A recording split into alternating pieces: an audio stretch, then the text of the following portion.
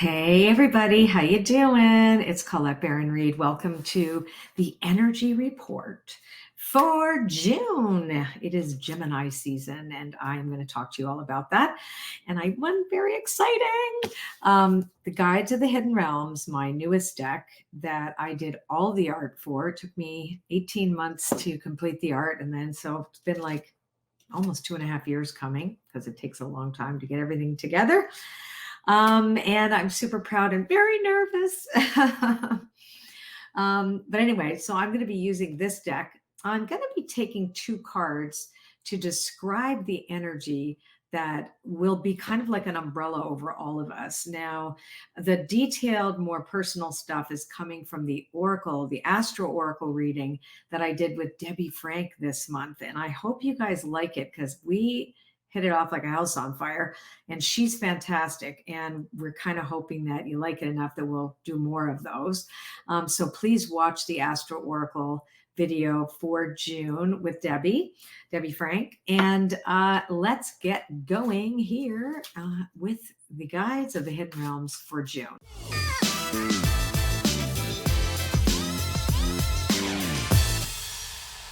So we're going to look at the first week. Now, this kind of reading is both prescriptive and predictive because I'm basically saying here's what's likely, in the energy that I'm seeing in advance that are that we're going to be impacted by, and here's how we work with it. And then you decide how personal or impersonal that is to you and your experience.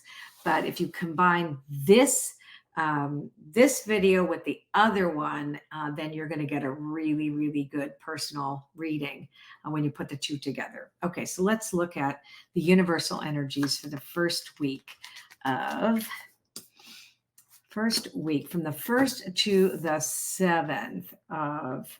Okay, this is a really interesting. So I'm going to show you this card. So this was actually the first painting that I did. And by the way, these paintings are very large. They are 4 feet by 3 feet. One of them is 5 feet tall. So they're very, very big. Anyway, this particular card is called Serenity Out of Exile. And what it reminds us is that when we fight too much against things, we lose sight of our capacity to make change. And so this is saying that when we're always on patrol, right, we don't feel that serenity that is needed. So we look at the serenity prayer, for example. God grant me the serenity to accept the things I cannot change, the courage to change the things I can, and the wisdom to know the difference. And so this is reminding us that it's up to us to choose to recalibrate our connection to that peaceful serenity where we're really radical acceptance to what's going on. And then we just determine what is mine to change, what is mine to own. It's not an intellectual thing. It's more of a surrender thing. It's like, okay, I get it. I don't have a lot of power to change this. But so it's like, I don't like this. This isn't working. But the question should be, if I recognize that this is going on, okay, you have to go down now. You're all hot, aren't you? Okay. So if you say this is what's going on, then you go, okay, but do I have the capacity to make a dent in this? But what I can do is wonder and talk to others about what else could we build. So it's like recognizing that there is an alternative and exploring what that could be. So that's also an interesting way to look at this card. It is about exhaling and letting yourself kind of off the hook of constant patrolling for things that could be going wrong. So this is really asking us this month to like, be mindful of this. Now we are in Gemini season, and and as Debbie's going to tell you in the next video, that there's a stellium in Gemini, which means there's a concentration of all of these planets. And that means that because Gemini is an air sign and it's all about thinking and it's communicating and it's like friends, and it can be a very frenetic, ungrounded energy. So try not to stay too much in your head. It's important for you to recognize that you need to be grounded also this June, to and give yourself a beat, before you act. Don't be impulsive. Now, the other card for this week is about trusting in divine protection, but also boundaries and self preservation. And this is called the emergence of protection. I can't believe I painted these. I did. Anyway, this being came through to me like in a meditation, and it's like very, very primal, the face, and so loving, and it was all about, protection and knowing you're protected, and knowing you also have the responsible to protect yourself, when your energy could be okay, like a stellium in Gemini is like sticking your finger in an electric socket. Let's just all agree. Okay. So the other thing is, and since that, the Jupiter in the Jupiter transit that happened at the end of April also brought us into this whole frenetic geomagnetic energy that happens to come along with phenomenal ideas, etc. But we are seeing the biggest solar flares and solar activity and geomagnetic storms and things like that are impacting all of us. Like one day to the next, you could be exhausted and then you're fine. So riding those out, recognizing this is where we're at right now, and realizing that if you're tired, go for a nap if you can, or at least find a way how to manage your energy. Sometimes it means that you should watch what you're eating. For example, like I know that when I'm like hyper, ungrounded, I really can't eat sugar. So you'll figure that out, what it's best for you. So whatever the boundaries are that you need to set in order to stay grounded as you get all these amazing downloads in the specifically in the first half of June, you're going to want to, and really the first week, go into it and go, okay, what do I need to do to remain balanced and while everything is so heady. Now, the other thing to be concerned about in that first week is about not being too rigid, right? So it's not telling you to stay away from people at all, because it's actually a people time. The way that we operate when Gemini energy is to connect with others. It is a very social time. So you're supposed to be out there. You're supposed to be exchanging ideas. But it's okay also to say no when you're super tired, because, that solar energy is impacting you to the point where, like, halfway through the day, you're like ready to pass out. And that is happening to a lot of people. Lots of people are getting thrown by all this activity. So, and it's been happening since the end of April. Okay. So now that is your first two cards for June 1 to 7, right? Now we're going to go from the 8th until the 14th, the second week. And we're going to take two cards to tell us like what's basically going on energetically for everybody. And then how do we work with the energy so that we stay on track with our highest good. Now that changes per person, of course, but this is really about what do the higher forces want from us. And I think they really want us to recognize. Now, this is very interesting. So this card here is in protection. So that means it's a reverse card. I'm going to show it to you this way. And this is the dream of co-creation, manifestation, divine partnership, and frequency alignment. So again, we know we talk about frequency. So Gemini is about electricity too. So it's very electric. So when you turn it upside down, it means that, again, we need to ground. Too much electricity without a grounding can fry us, right? So, and this also reminds us, one of the things that when you're too much in your head and you're all excited about ideas is that you're not connected to your heart. And so the creative ideas that you come in may not be as empathetic as you need them to be, given that we are all connected, seeing our connections, etc., and recognizing that we don't do life by ourselves. And we also don't do life with other people to use them or to, just be around. there's a heart connection and a life force connection between every one of us. And we don't co-create our lives in a vacuum, and we do it in a partnership with spirit. So this is also just a reminder this week, is recognizing that, we call our serenity out of exile. We're checking our boundaries to make sure we're grounded. We're definitely feeling a little bit ungrounded in week 2, but there is a way out of the weeds. So this particular card,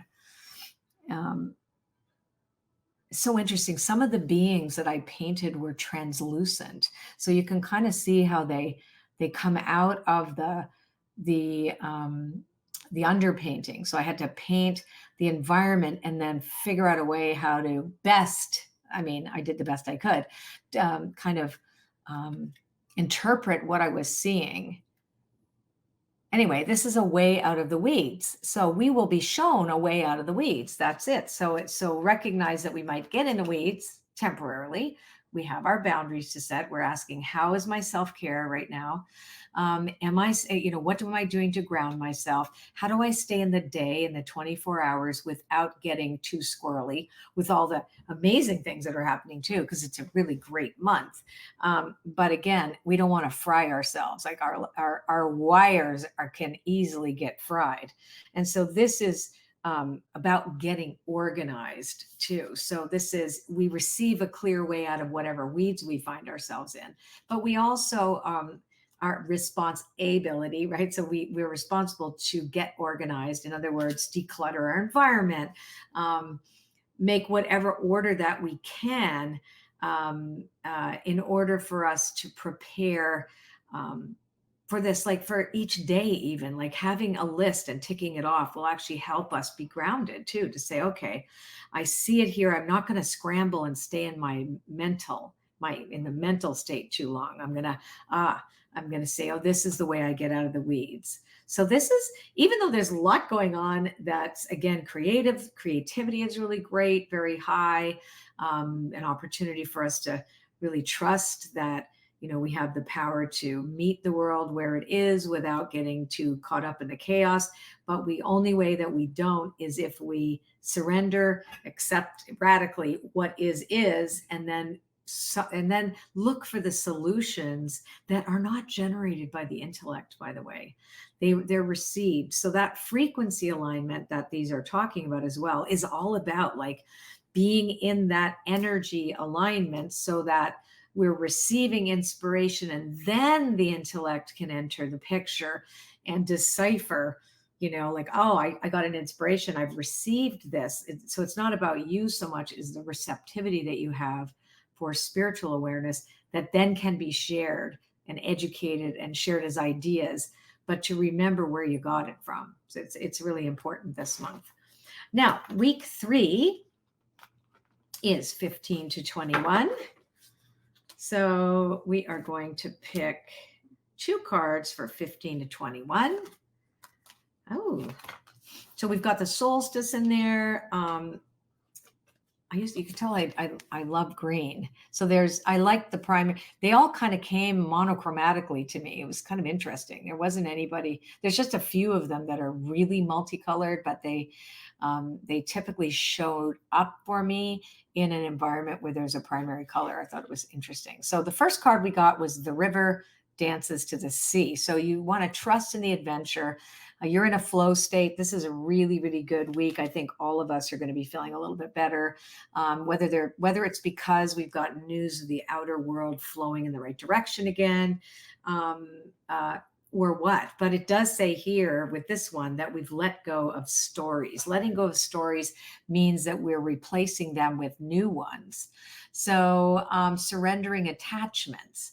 So whatever attachment we had to the rigid ideas that we have about the past, because Gemini is about sharing ideas and being with people and having all that electric conversations and communication, we've got some reflection to do, especially as we enter the sign of Cancer.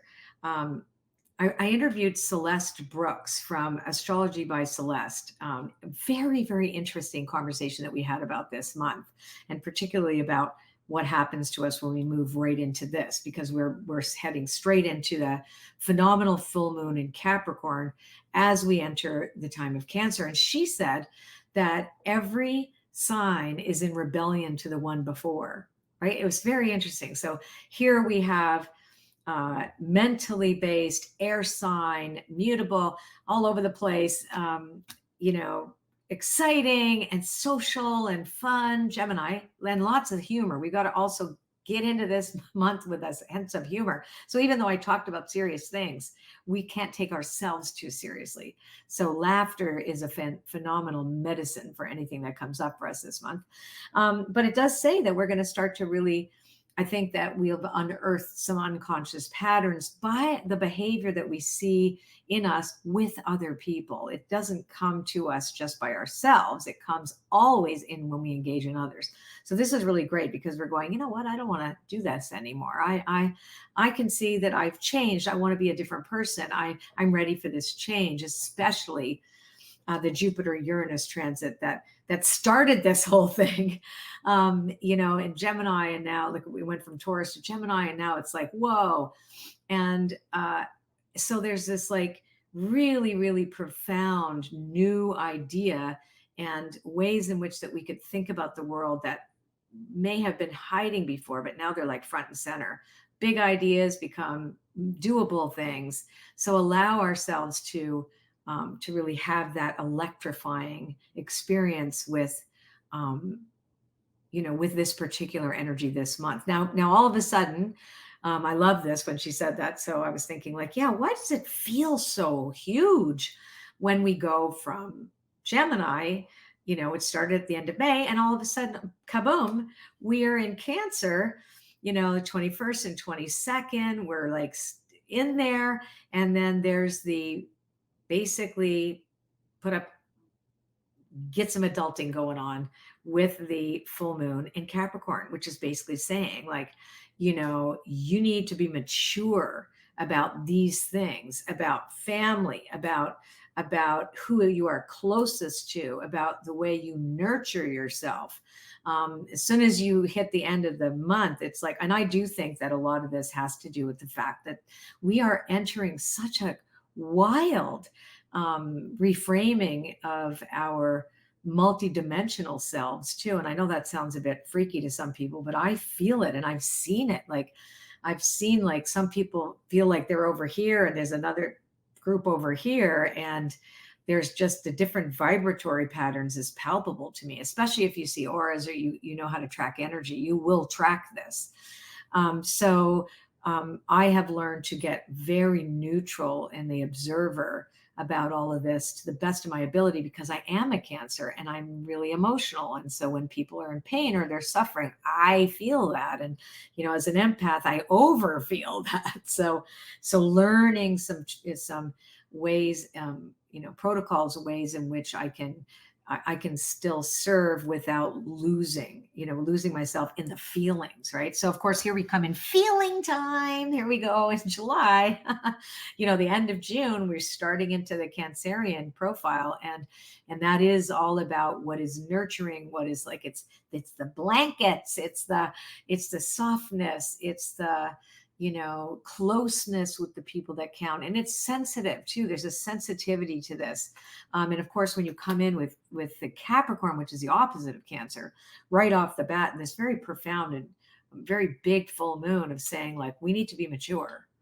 You know, we really do need to step into this world with more maturity and more responsibility. We can't just blame other people for the way we feel. We have to actually be mature and do the things that are necessary. So let's pick the two cards.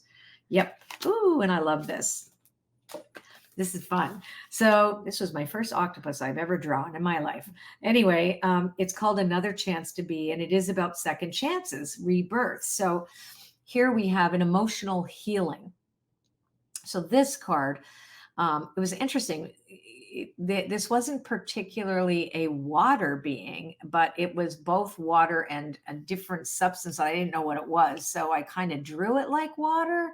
And then I kept seeing these octopus in my head, octopi.